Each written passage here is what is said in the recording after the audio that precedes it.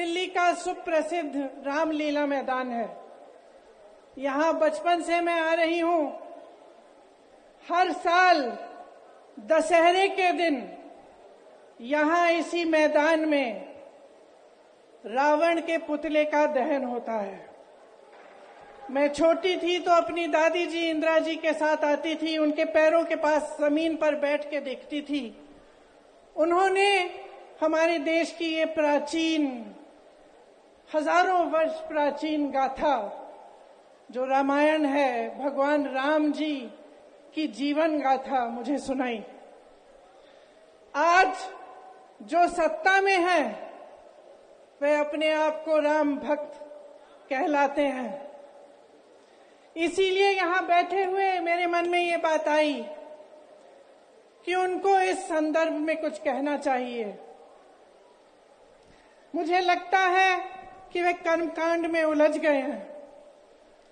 मुझे लगता है कि वे दिखावे में लिप्त हो चुके हैं। इसीलिए मैं आज यहाँ खड़े होकर उन्हें याद दिलाना चाहती हूँ कि वो हजारों वर्ष पुरानी गाथा क्या थी और उसका संदेश क्या था। भगवान राम जब सत्य के लिए लड़े, उनके पास सत्ता नहीं थी। भगवान राम जब सत्य के लिए लड़े, उनके पास संसाधन नहीं थे। उनके पास तो रथ भी नहीं था। रथ रावण के पास था, संसाधन रावण के पास थे, सेना रावण के पास थी, सोना रावण के पास थी। वो तो सोने की लंका में रहता था। भगवान राम के पास सत्य था, आशा थी, आस्था थी, प्रेम था, परोपकार था, विनय था, धीरज था, साहस था और भगवान राम के पास सत्य था। मैं सत्ता में बैठे हुए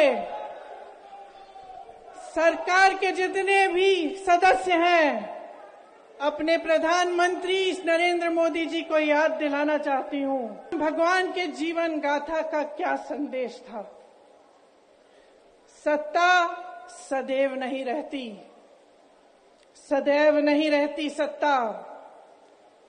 सत्ता आती है, जाती है, अहंकार चूर चूर होता है एक दिन। यही संदेश था भगवान राम का, उनके जीवन का।